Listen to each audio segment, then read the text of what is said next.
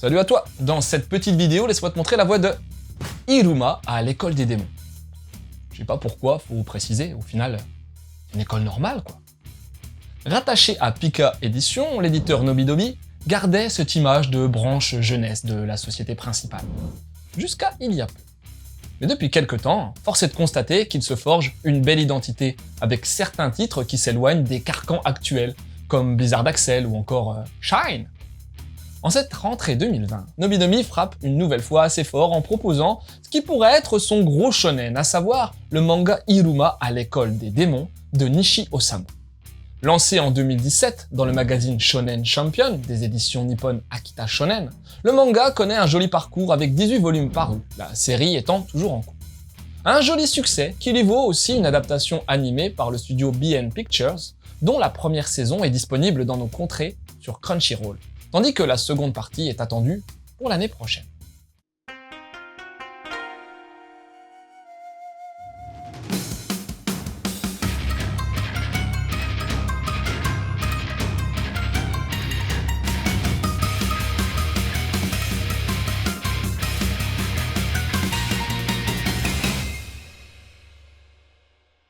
Dans cette comédie fantastique, c'est un jeune garçon du nom d'Iruma que nous sommes menés à suivre.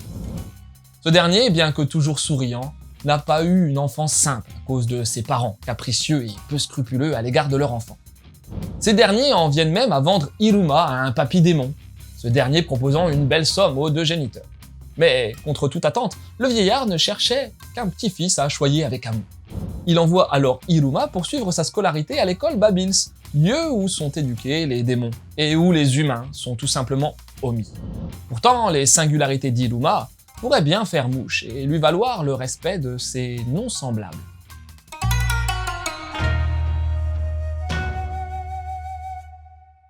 Les mangas comiques mettant en scène des protagonistes humains au milieu des démons et autres entités surnaturelles, ils sont pas rares dans nos contrées.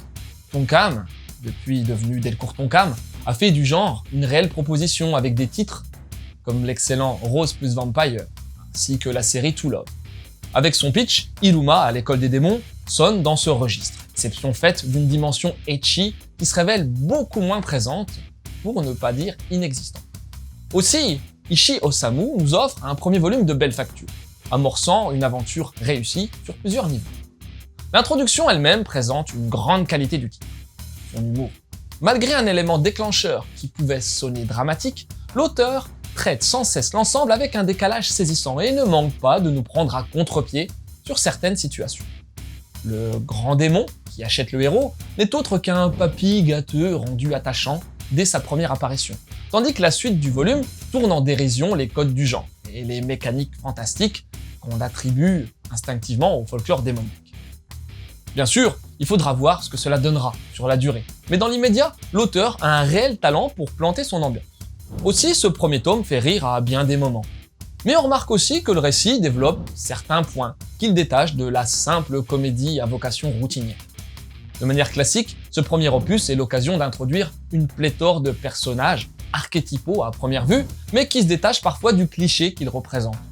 La demoiselle, qui se lie d'amitié avec le héros, n'est donc pas la candide lycéenne, qui s'amourachera naïvement de lui, mais deviendra l'un des éléments les plus farfelus et hilarants de ce premier volet. Et à côté de ça, l'auteur se sert à merveille des premières frasques de son œuvre pour planter un décor alléchant et développer son univers. Quelques belles promesses, notamment sur la fin du premier tome, laissent même présager un réel fil conducteur qui guidera l'œuvre. Là aussi, c'est un point qui sera à juger sur la globalité. Mais force est de constater que l'amorce est plaisante et laisse espérer une suite tout aussi convaincante.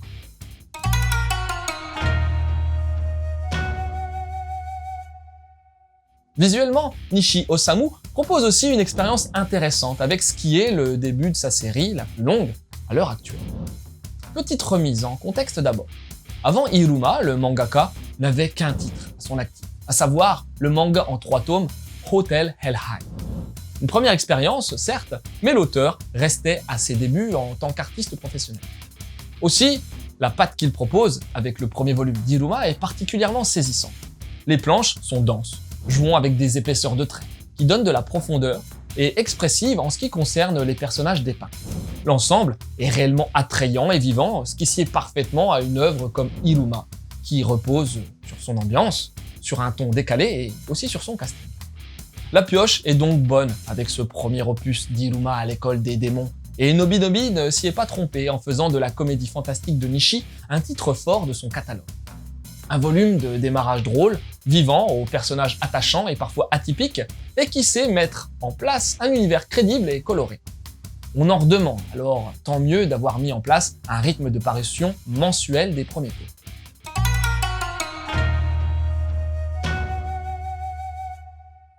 En conseil, l'histoire du gamin acheté par un vieux ressemble à ce que propose Sans famille d'Hector Malo.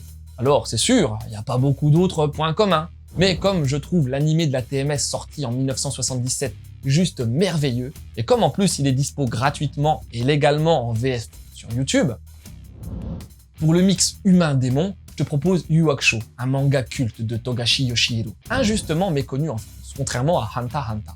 Enfin bon, la future nouvelle édition devrait, je l'espère, réparer cette affaire. Urameshi Yusuke, après un accident, va se retrouver dans l'au-delà, et pour revenir dans le monde des humains, il va devoir effectuer des missions paranormales.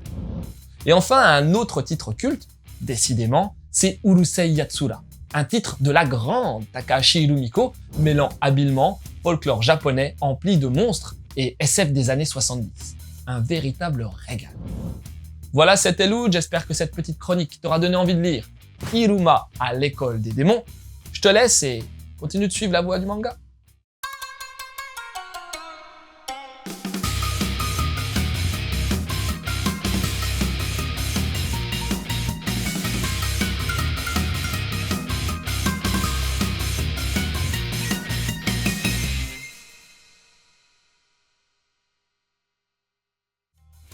Une école de démons. Je me demande comment ça se passe, les règles sanitaires pour eux. Pas sûr qu'ils en aient quelque chose à péter.